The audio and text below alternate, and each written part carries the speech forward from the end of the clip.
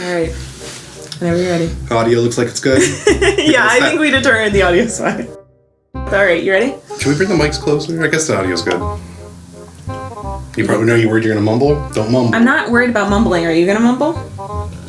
Don't mumble. I never mumble. You always mumble. All right. Are you ready? Yeah, let's go. Welcome to Rabotat Radio, episode number 2. Here with Madame de Fer and Ironfist.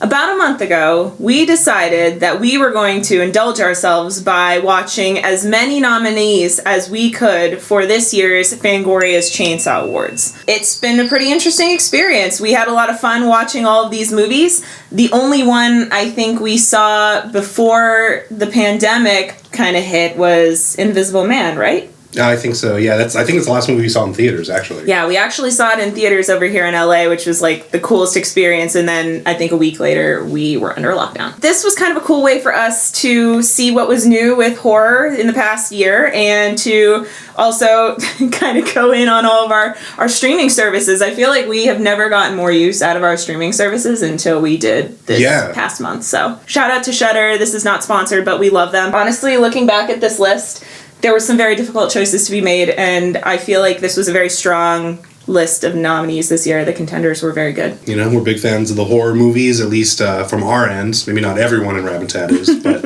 what I liked about their picks this year is there's a lot of different variety. You got like everything from comedies to schlocky stuff to sci-fi, you know, every type of horror story, but there's a lot of different tones, and so that's kind of cool to talk about. And some cool music. And I feel like the 5 categories we decided to go over from Fangoria's actual category nominee selection was a good selection of films to discuss. And then we're going to kind of add a couple little extra categories that we wanted to throw in there on our own. Do you want to dive right in? Well, first I want to do a cheers. I want to do a cheers to Rabotat Radio, and I also just want to do a cheers to, horror films. Yeah, cheers.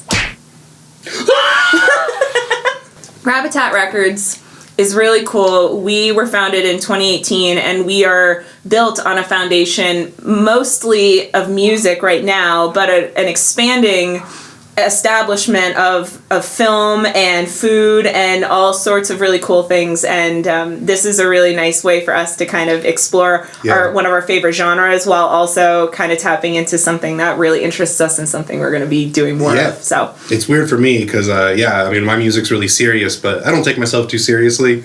And so it's kind of fun. This is why podcasting and being on camera is so natural for Ironfist here, because you're just so kooky and wonderful, and you should speak more. Let people hear you, you know? No.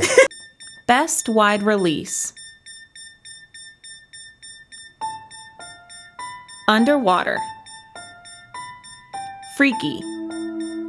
Invisible Man. Gretel and Hansel. The Hunt. I think you should tell first because, okay, so here's a little disclaimer too, y'all.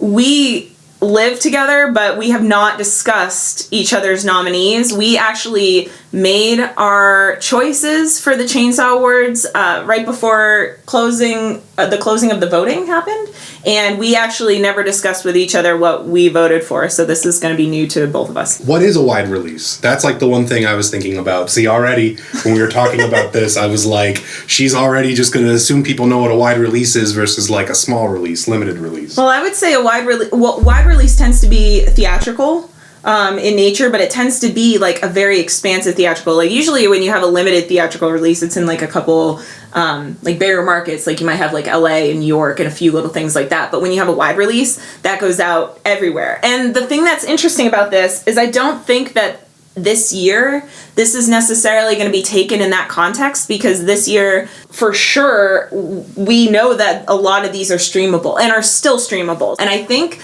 I probably have an idea of what you liked the most, but tell everybody what you ended up voting for your nominee.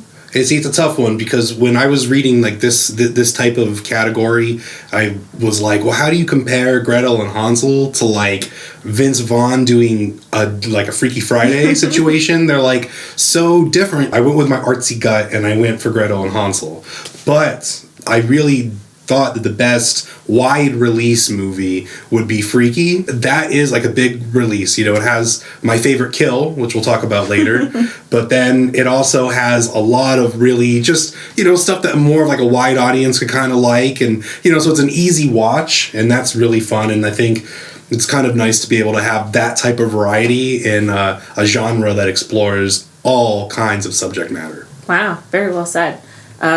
I actually voted for Freaky as my movie for Best Wide Release, only because, as somebody who has watched a ton of horror in my lifetime, a big horror fan, this movie surprised me. It was the one when we were looking at the list of nominees at the beginning, that when I saw it and I read the description and really like watched the trailer, I was like, this is hilarious. 1. 2, this is the idea of something that I would totally bait for. And 3, the idea of Vince Vaughn acting like a teenage girl in this really effed up Freaky Friday scenario is hysterical. And it didn't disappoint me. I felt like I enjoyed myself a lot while watching that film. I thought we were both like laughing our asses off. Definitely. So that actually became my choice. And my runner-up was actually Invisible Man, only because, too, it's the movie out of all of these films I've seen the most. We did watch it in the beginning of last year, but I've repeat watched that film, and it's so damn good. Elizabeth Moss is easily one of my favorite actresses, and she continues to act with her eyes so spectacularly in everything she does. And I think they did a lot of really cool stuff with that. And it actually had my favorite kill in it, which we will discuss later. Oh, those are the top of the barrel. One has atmosphere to spare, and the other is just like super fun to watch with like an 80s slasher, you know, just fun. Sometimes you watch horror movies just to kind of have fun. Some movies you kind of want to have a thinker. So I definitely liked that. They had all of those in this category. Again, even Gretel and Hansel is a thinker. It is beautifully shot. It's very, I would say, out of all of these wide release films, it's the most artistic of the group. I definitely also wanted to give a mention to what I didn't really like. Oh God, okay, tell it. Because there was one that I didn't necessarily like, and it was for the political commentary. I kind of like did not like The Hunt at all. I'm going to say that again. I did not like The Hunt at all. I'm just going to say that right now as far as the ones that, you know, we watched from these wide releases. We watched every single one. I just found that one to be a little bit on the nose, and while it is a wide release and it's kind of schlocky, there's just a lot of, like, predictable ass shit, whereas Freaky had a lot of predictable ass shit, but I mean, Vince Vaughn running like a teenage girl made up for it with all of this serial killer stuff. I really enjoyed that. Then Underwater, we was the first one we watched when we decided to try to watch as many of these films as possible. And I loved that film. It's actually pretty fun. But I don't remember anything about it, and I felt like it was just watching money burn on screen because it looked expensive. The Rabotat picks are Freaky and Hansel and Gretel, with special mention with maybe a little bit of Invisible Man in there for flavor. Because Invisible Man, we both love the Universal horror movies. That's like one of the things that we really bonded over when we first started going together. You know, we love those old classic movies, and to see a fresh, modern take telling a really smart, clever story that's kind of social commentary, you know, talking about different social things that we have to deal with in our social society and social. Social? Social. Is it social? Yes. Oh. So said. It was smart social commentary, and it was amazing acting by Elizabeth Moss. And it was good Blumhouse. Whereas, like, I think all three of these films we're talking about, except for Hansel, not Hansel and Gretel, but Freaky, Invisible Man. Freaky, Invisible Man, and The Hunt are all Blumhouse. So that tells you, basically, it's the Blumhouse category, except for a couple other ones in there. The Blumhouse category. Let's move away from the Blumhouse category now. Why not we? Best limited release. The Wolf of Snow Hollow. The Dark and the Wicked. Possessor.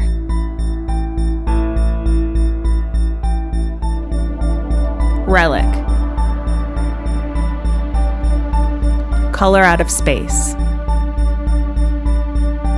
This was a harder category even than the wide release. I felt like there were a lot of really strong contenders. In this category, I had a really hard time picking between as my choice. I did pick my main choice, but I do have a runner-up choice because honestly, with every single category, I did pick a runner-up only because these were so difficult.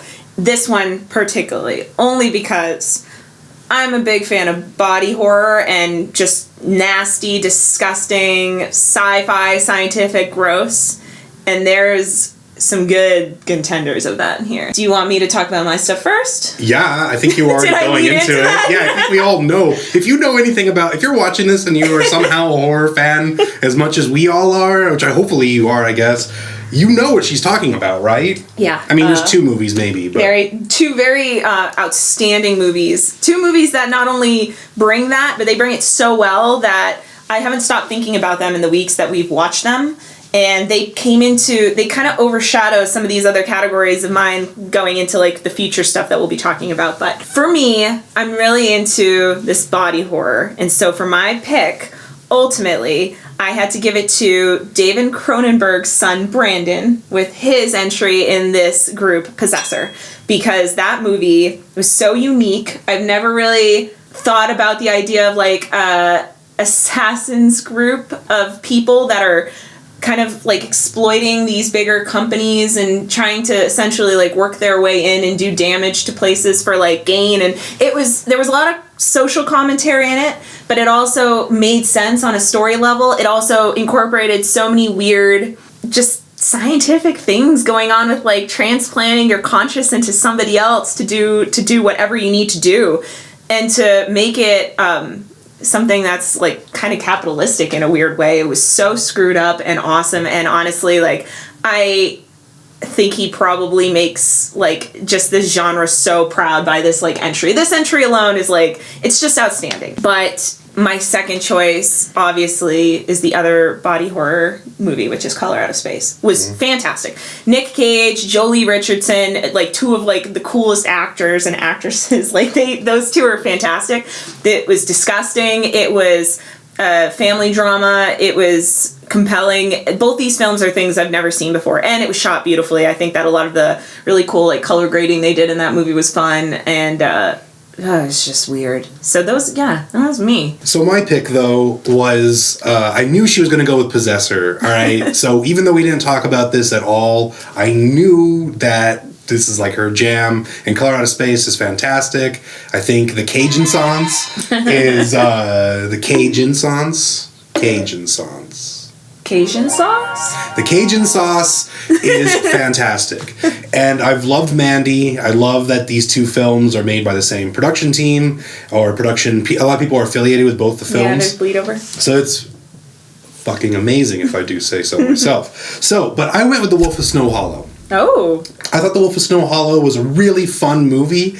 I hated the main character. I thought he was such an asshole. But he thought his performance was really good as the asshole, and I really did hate him. You know, with King Kong, with Jack Black's King Kong, I really didn't like that movie, but I hated Jack Black as the main character in that, and I thought it was because he did such a good job with it.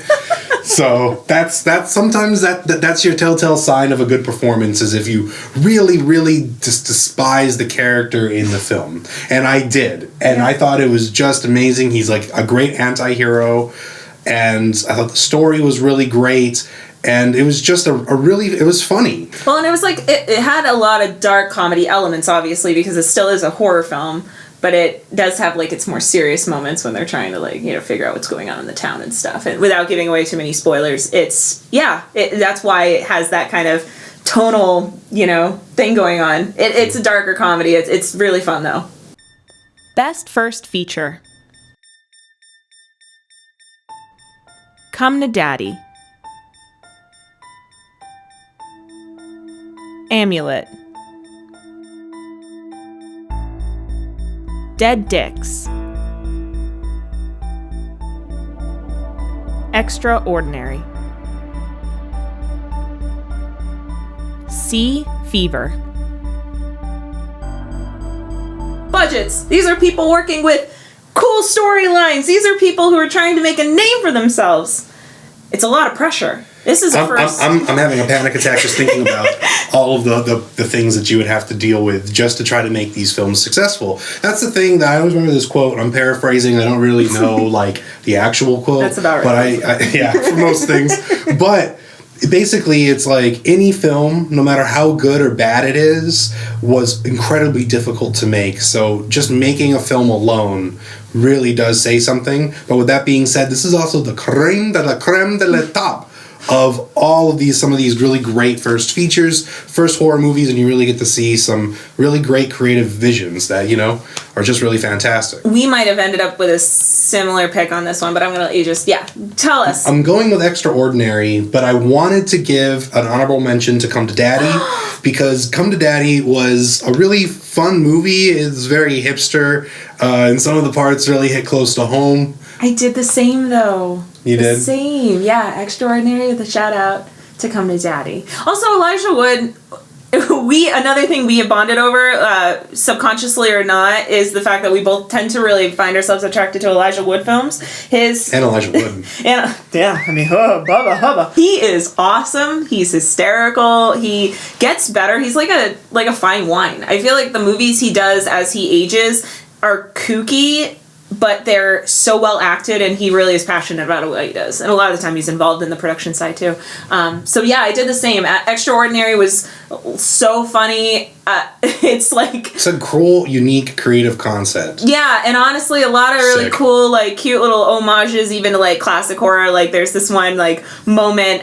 It's about a woman who she teaches driving to people, but she also has kind of a side hustle doing exorcisms and working with possessed people and stuff. And so she there's this one shot of her framed the original Exorcist shot. Yeah. And it's fantastic. And little moments like that if you are a horror fan, you're like, oh my god. And I'm not really sure what the deal was with Will Forte in this film, because what was great about Will Forte is he's playing this gothic rock star kind of guy, but he's American. So it takes place in Ireland, and it's very British and rainy, and it's got the atmosphere and the gothicness. But then he's in this castle, and his accent sounds like an Irishman trying to do an English accent. And it wasn't until I looked it up on IMDb that I was like, holy shit, that's Will Forte. So I was like, oh my god. So I would love to know, Will Forte, if you see this, let us know what your inspiration was for this character. We kind of need to have some context so we could really fully understand. But It was pure comedy, amazing. So both of us give Extraordinary our number one, with our special shout out to Come to Daddy. Best streaming premiere. Anything for Jackson.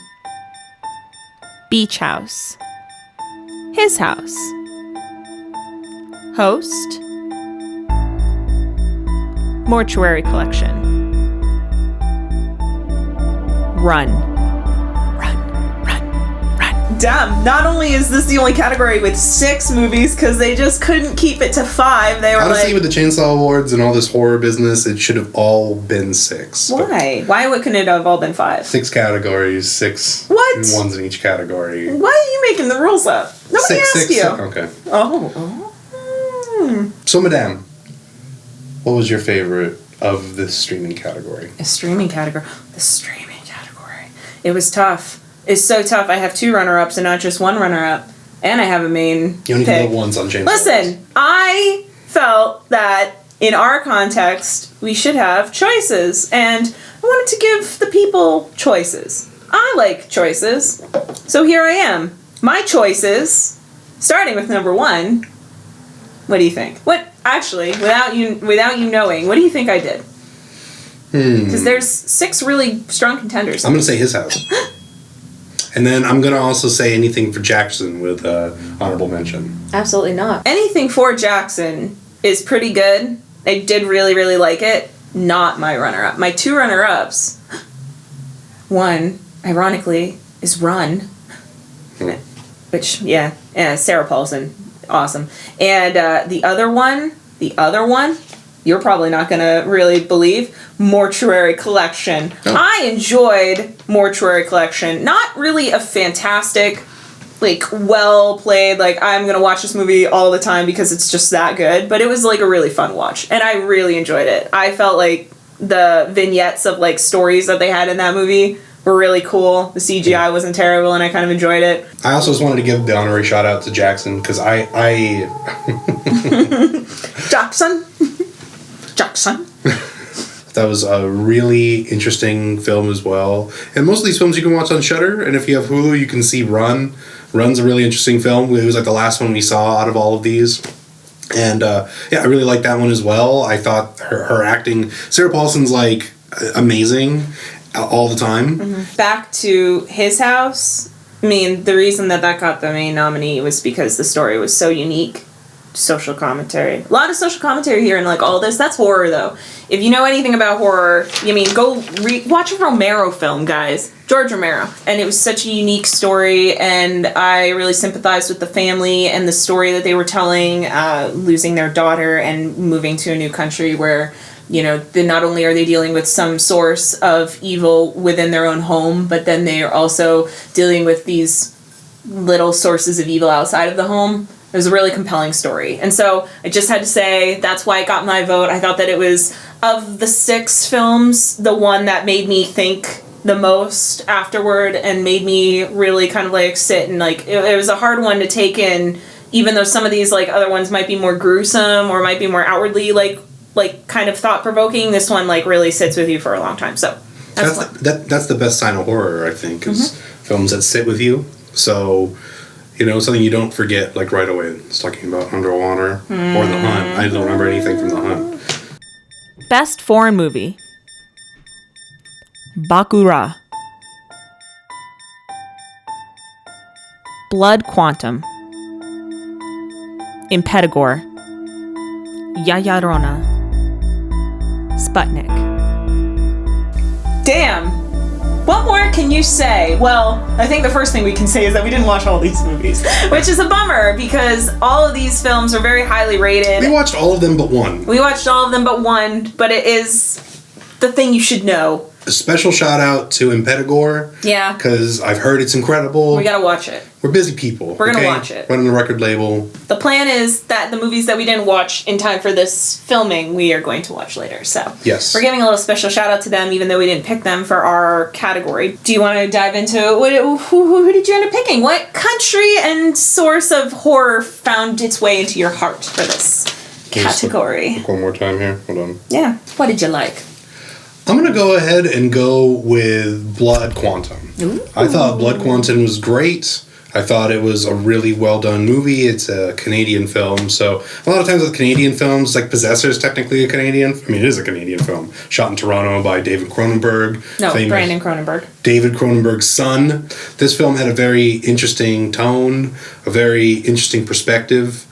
I really, really enjoyed it. Mm-hmm. I wanted to give a special shout out, though, my honorable mention, since it sounds like we're doing honorable mentions. I really motherfucking loved Sputnik. Mm-hmm. I thought it was a classy sci-fi horror film, but a sci-fi kind of film. I really enjoyed it. You don't see a lot of really scary Russian films, and there's not a lot of Russian horror films historically, but they know how to make great sci-fi stuff and really interesting concepts, and the language is beautiful. Yeah. So I voted for both of those films, but flipped them. So my first pick was Sputnik, because, yeah, the idea of this gross alien creature making its way to Earth, and also the cultural connection to, like, the USSR, and also what they do in space. Like, they are so evolved in their own space exploration and what they do and what they know, that the story was incredibly believable, and you also felt a lot of empathy for,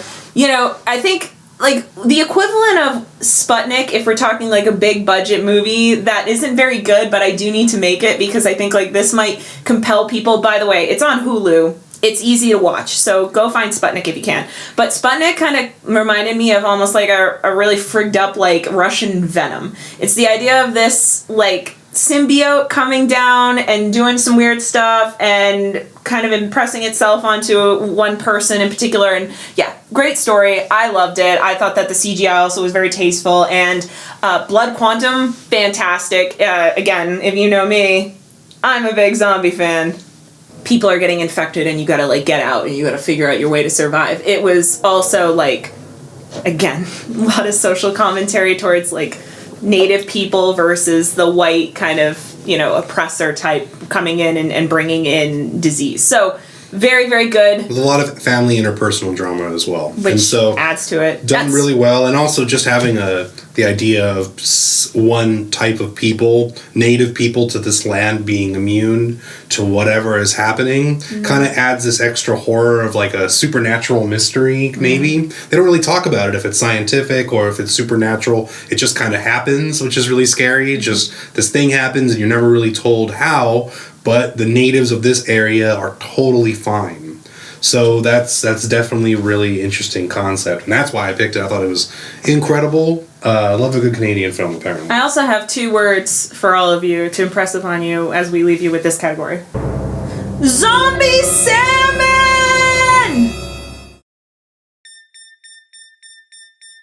These are the Rabotat brought categories now. Yeah, we're not doing the whole chainsaw list. It's long. This video would be super long. And, no one really cares. If you really like these movies, go watch them. Go look them up. Like, you can look up with all the nominees. We're just telling you what we thought was really interesting because we did a lot of the hard work for you. We watched these. We can actually tell you, hey, these are pretty dope. They're pretty good. We will include the movies that are on these categories. It will also include our own picks and stuff. So you'll be able to get this information in the description too when you're watching this or listening to this. Okay. Best kill. Baby, what did you do? So my pick for best kill was in Freaky. It's the liquid nitrogen or the freezer scene. The kill where the bimbo gets shattered. Well described. And I thought that was definitely the best kill. It was amazing. It was like super schlocky, like crazy impractical. Definitely unexpected. I mean, if you saw the trailer, you kind of knew that was going to happen. I kind of forgot, so I think they were hoping you would. So that was nice and enjoyable, but I fucking loved that kill. Thought it was amazing. What was your favorite kill? Not as necessarily impactful in that way, but impactful in the way that when it happened in the film, I wasn't expecting it. It made me very upset, and then it sat with me for a really long time, and I just thought, wow, was not expecting that in such a big budget movie. But the Invisible Man kill with Cece's sister Emily when they are sitting in the restaurant and she gets her throat slit. Only because, so we saw that movie in the theater. That's the only one we actually saw in a theater. And when it happened, she gasped. I gasped because it kind of equivalency in shock, but like muted, obviously, to how I felt in Hereditary with the big shocking scene in Hereditary. I probably don't have to tell you. Okay. Next category. We're going to do best music. Okay. Best music. All right. Best. Soundtrack. Score. Yeah. Song. Now there are categories on the Chainsaw Awards. We kind of just did our own thing. Because we a record label. Anyway, what was your pick? All right. Again, no shock to anybody who just heard what my favorite movies were, but for my favorite soundtrack, it was Colin Stetson composing for Color Out of Space. I thought that soundtrack was outstanding during the movie, and re-listening to it after watching the film reaffirmed everything I felt about it. 2 songs in particular, Stranded and It Burns, which It Burns is like in one of the worst scenes of that movie without telling you guys like what happens. These 2 songs in particular, as I listen to them, it's like everything I love. It's everything that kind of inspires my brand of techno and what I do musically. So for me, that was my favorite soundtrack. My runner-up, just to mention it, was Possessor, Jim Williams. Very, very cool soundtrack too. A lot of that kind of like mind-bending, ambient kind of adding to what is fully going on in the movie, and without giving away too much, both soundtracks are great. What about you? I liked Oleg Karpachev's. Sputnik? I apologize if I'm saying that wrong, but yes, from Sputnik. I thought that was a really incredible score. I love that kind of, classic kind of stuff. I also loved Possessor. I thought Possessor and Gretel and Hansel were really great scores. And I also loved Color Out of Space, too. I thought that was a really great one, too. Those kinds of compositions suit these types of films well, especially when we're talking, like, low and slow build. With some of these films that aren't necessarily super high octane, these soundtracks really embellish on the atmosphere and the environment of what's going on. What I like about Sputnik, actually, just to talk about your nomination, is that it moves so well with all these different crazy actionable pieces in the film because it's not always super intense. I mean, movement is everything, right? That's what makes a good soundtrack, especially in a film, something that's composed. But the movement and like the way it utilizes even like the percussion and these like heavy moments and stuff, like it's fantastic. Yeah, the intention of like what the sounds, a good soundtrack I think also incorporates what the sound design and what the feel is. Like the famous one is Hans Zimmer used razor blades for the Joker, for his theme for the Joker. I think he took out a cello string and he like took a knife and did like weird shit like that. So there are some more kind of like contextual kind of concept things that you can do with a score, and I love when people incorporate sound design. Like as techno and electronic producers, we like to use a lot of sound design elements. It's a good way to introduce people who might be more musical into film is by introducing them through the guise of a good soundtrack. So take our recommendations for face value, watch some of these films too. Maybe you guys have some different impressions. Let us know. That would actually be really interesting. I'd be really curious to hear for you guys musically while you're watching some of these movies if anything sticks out to you guys, because even though it's sometimes really obvious to pick out like a really good cinematographer or really good actors, sometimes it's really hard to determine a good soundtrack because it's not necessarily the first thing you're listening for. So I implore y'all, if you are listening to this and watching this, before you watch any of these films, I would just prick your ears to the soundtrack. On that note, we should just dive right in to the best, most entertaining film of our choices. We basically created this category, the most entertaining film. Not necessarily our favorite. We are going to give each of our recommendations as our last category, but... Shout out to Red Letter Media. We're kind of using best of the worst rules. Kind of. Just because, like, they're all so different, and those guys, they watch a lot of similar films, or different films in the same episode. So what's a great way to do is just be like, what did you personally find the most entertaining?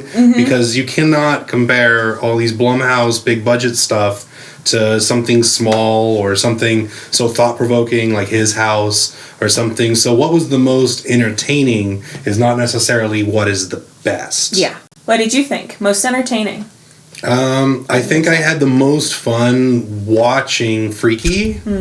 God, when Vince Vaughn is running in that girl and like his hands out like that, I loved it. That movie easily could have been like so bad and stupid and just be like, oh, how embarrassing for Vince Vaughn. But it wasn't, and I loved it. This is all very, very difficult because there's so many strong contenders, and I hate to kind of piggyback off of you, but I also chose Freaky. I know, but here's the thing. It really is that entertaining, guys. Don't just, let me just break it down for you. It's worth the watch. Vince Vaughn, hilarious. Vince Vaughn acting like a young girl, but also the actress who plays the kind of reversed, so she's great too. She's fantastic. When she changes over into the serial killer Vince Vaughn's soul, and she's doing that whole thing, that's hysterical because you do really believe she's a serial killer. She's scary. She acts like a psychopath. It's very well acted, and it was very funny, and we laughed our asses off. So it's no wonder that we both chose that as our most entertaining. But again, doesn't say anything about these other films. It just happened to be like, if you need a good laugh, which I think given everything, last year was given crazy. Everything going on, So I enjoyed think that. Yeah, just to have a nice laugh and to really enjoy like people just being goofy. But I have seen Invisible Man the most. Yes, same, and I think that is worth saying too, because that is also an incredibly entertaining film, but for completely different purposes, completely different reasons, unique to itself. So yeah, that's the hard thing, is that there were quite a few choices in here, but I went with Freaky, and I know you went with Freaky. We went with Freaky. And another little special shout out to Joe Bob, because he's definitely in the category for programming, or one of the other categories. Joe Bob is one of the nominees this year, also in one of the categories for the Chainsaw Awards, and we've never missed an episode.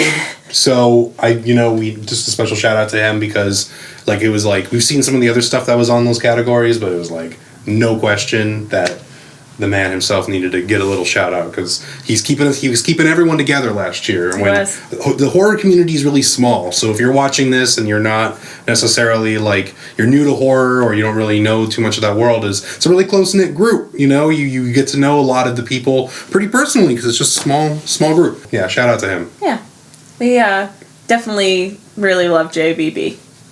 We've talked a lot. We've conversed quite a bit about Laughed, we cried. Off camera, the crying. Can we cut? Oh, not again. All right.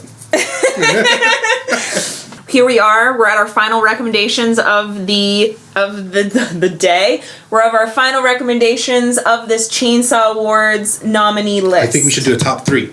You want to do top 3? I think we should do a top 3, not including our most entertaining, just other things that we recommend, and not really any reason why. We've already explained all of that. We've talked a lot of movies. We've gone here, we've gone there, we've tit for tatted, we've gone all over the place. Yes. Why don't you start? I think I'd like to hear what your list is. Your top 3. Going with Invisible Man. Woo. I'm going with Color Out of Space, and I'm gonna go with Blood Quantum. Cool. I like a smaller horror movie. I like a horror movie that definitely can show just different facets of the human brain. So special shout out to Run too, I guess. But yeah. I like something that kind of sticks with you and also are fun. Very true. And so none of mine are fun, even a little bit. Color Out of Space isn't fun. Fun in a different way than you would expect fun to be. So if you're fucked up like us. If you're messed up, these are going to be great. So take our word for it. But if you're not, this probably isn't for you.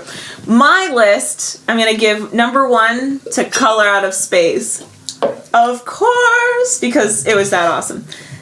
2, I want to give special to Sputnik.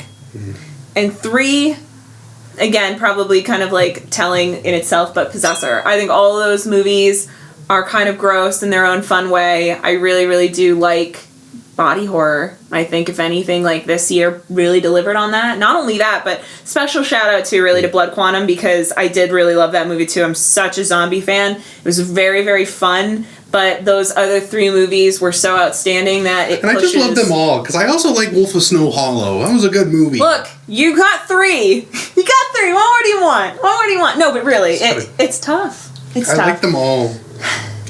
There's no other better way to end this than by saying... Thank you to everybody who tuned in to our second episode of Rabotat Radio. I am Madame Defer, here with my homie and partner and best bud, Ironfist. And thank you to all of the filmmakers, thank you to all of the actors, thank you to all the production people the composers, everybody involved in all of these pictures who put their hard work and their best foot forwards. You all killed it. Congratulations to all of the nominees, and we look forward to catching up with you in the next episode of Rabotat Radio. Remember to like and subscribe. Like and subscribe on YouTube. If you like this, got all kinds of shit on this channel. Like and subscribe. And also, if you are listening to this podcast, make sure you subscribe to Rabotat Radio. Check us out. Find us on Instagram.